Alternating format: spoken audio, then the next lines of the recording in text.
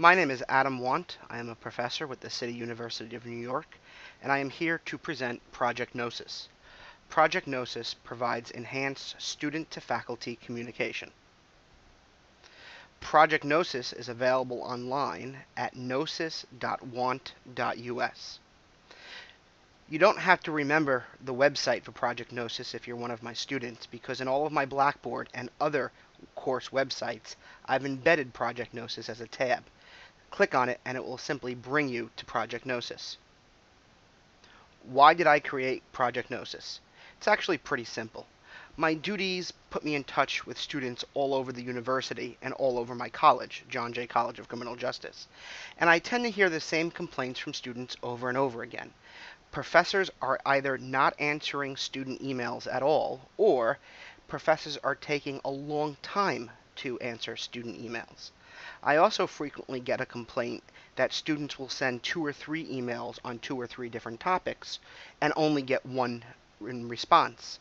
Or, conversely, students will send one email with 3 or 4 different questions and get one email back, but only having one of their questions answered. So it was these questions and these complaints which led me to Project Gnosis. I also have been receiving a lot of faculty complaints with the committees that I'm on.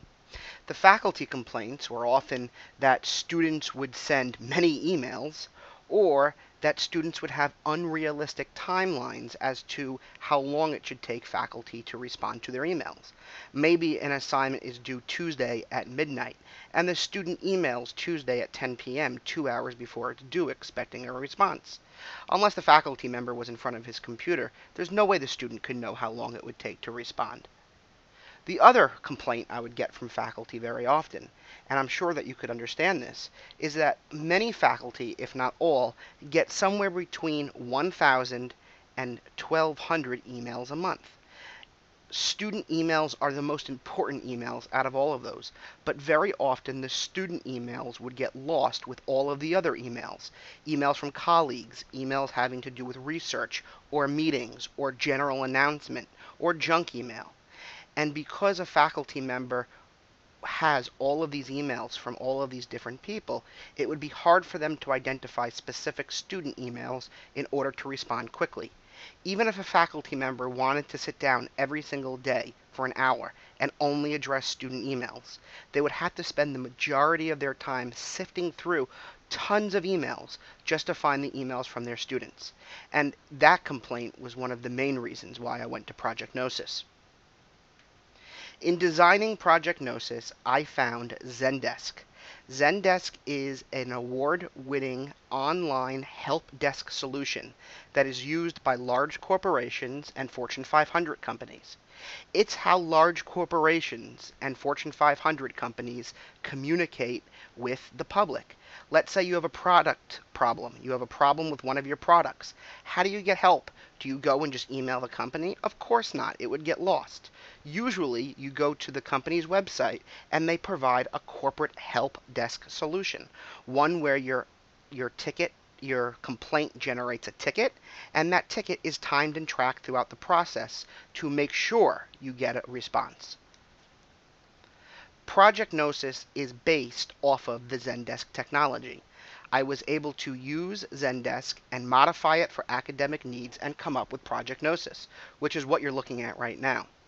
Project Gnosis is an academic technology research and development initiative.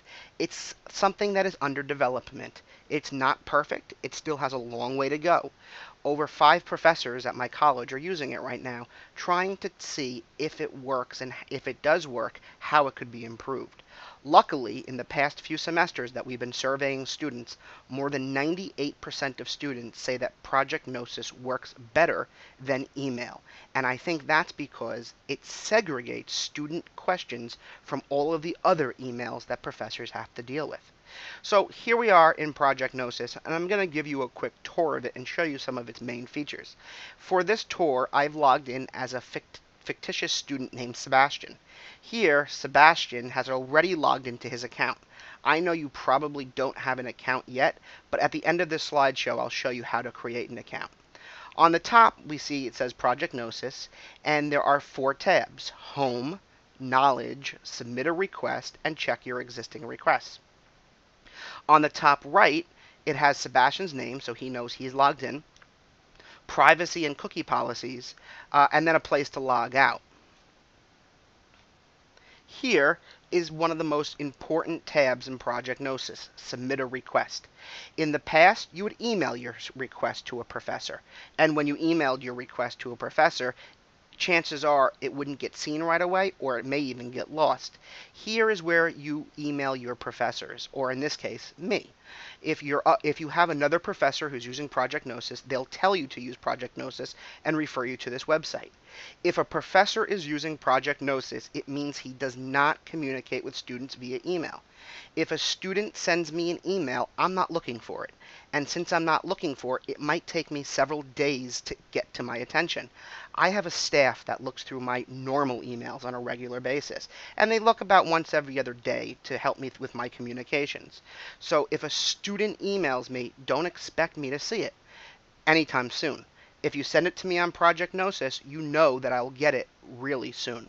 On average, I respond to Project Gnosis twice a day, and what this means is that the average response time for all of my tickets over the past 2 years has been less than 12 hours on average. Now, of course, sometimes on the weekend or sometimes during late at night it might be a little bit longer. Very often it's much shorter.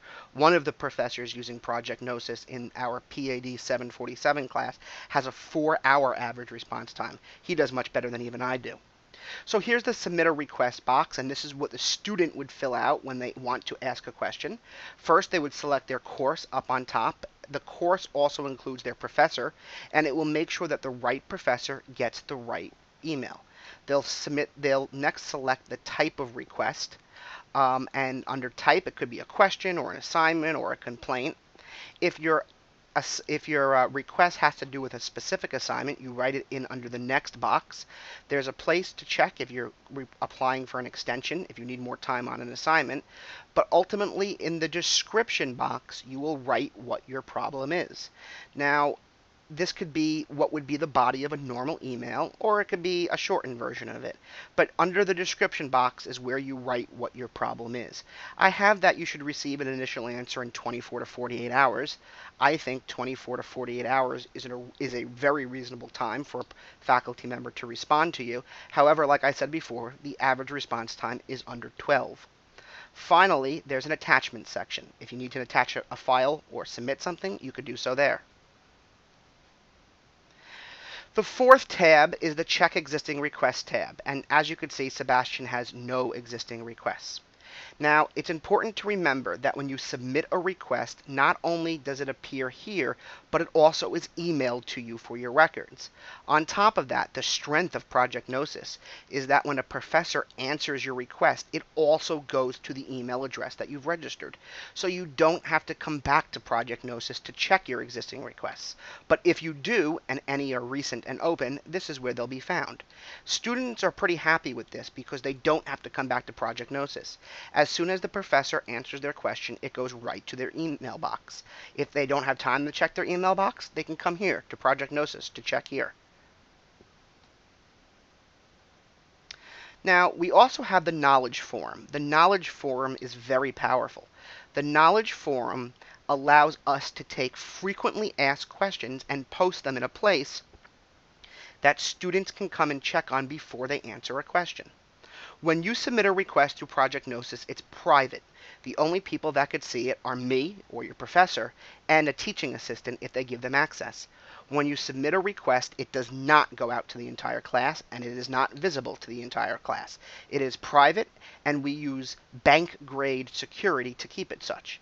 Now, if a question is of interest to the entire class, which it very often might be, you want to know a question about an assignment or about a due date, what we will very often do is take that question and anonymously post it, or maybe change some words around, but anonymously post the question and the answer to our Knowledge Forum. What this means is if you are going to ask a question, before you do, you should check the Knowledge Forum to see if anyone else has asked that question yet. Because if they have, you already have your answer. It's right there. If not, submit a request, ask us, and we'll get back to you as soon as possible. Now, from my side, this is even better because from my side, I have one place to check for all of my open questions, all of my open tickets, where I could see what's open, what's assigned to me, what's assigned to other people, and what I need to do before I go to sleep every night or in the middle of the day. The best part for me about Project Gnosis is that there is always one place for me to check to instantly see how many questions I have. Better yet, when you submit a question, because Project Gnosis has a mobile app, it automatically gets pushed to my iPhone or my iPad so that the second you ask a question, it comes up as a push alert on my phone so I could see it. Now, honestly, I can't always answer it the second you ask it. I might be in a meeting, I might be in the middle of something, but I know you've asked it and I can go and get to it quickly. Unfortunately, right now, the mobile app is only available to the professors. It's not available to the students, but we hope to make it available to students soon. One of the other really great features is that it gives me ticket statistics. When I answer a question for you, or your professor answers a question, you get to rate whether it was a good experience or a bad experience. Now, we're not looking for you to let us know if our answer was what you wanted. If you ask for an extension and we tell you no, we're not looking for you to give us a bad mark because you disagree with us. What the good and bad ratings are for is to let us know if Project Gnosis worked for you. And these are anonymous. We don't know who selected what answer. What we're trying to do is figure out how the system is working as a whole. And I've already said that this system has a 98% approval rating from students who feel that Project Gnosis is better than email for asking faculty questions. On top of that, it gives us weekly statistics so we know how many professors are answering questions and under what time frame. We also know how many tickets total were answered during a given week. In the weekly statistics box, we get to know how many tickets each professor is answering. So if one professor is answering 20 questions and one is answering 2, you know that that professor answering 20 questions is much busier at the present time, and maybe you'll give them a little bit more time to respond to their emails or Project Gnosis requests. They're not exactly emails.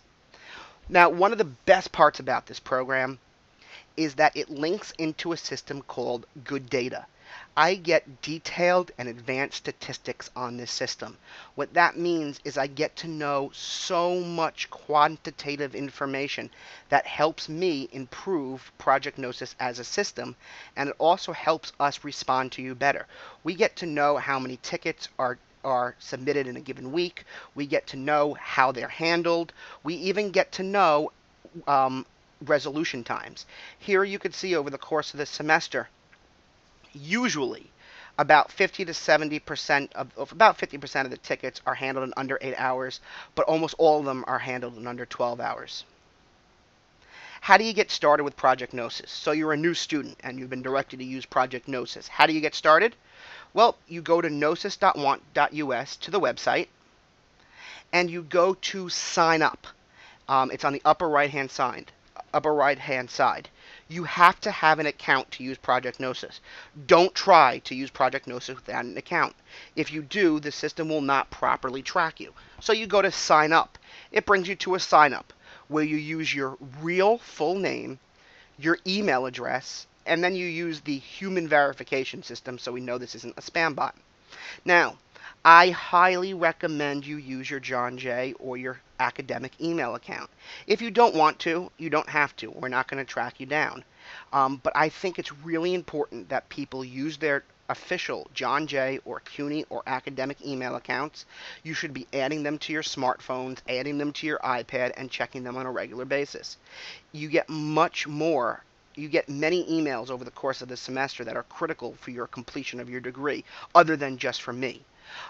So I highly recommend you use your John Jay email address, that you very often check your John Jay email address.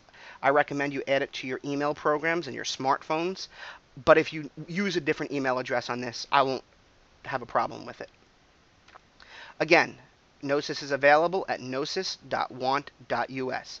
By the way, Nosis, the G is silent. It's a Greek word, and it's a Greek word for specialized knowledge, which is why I picked it for this project.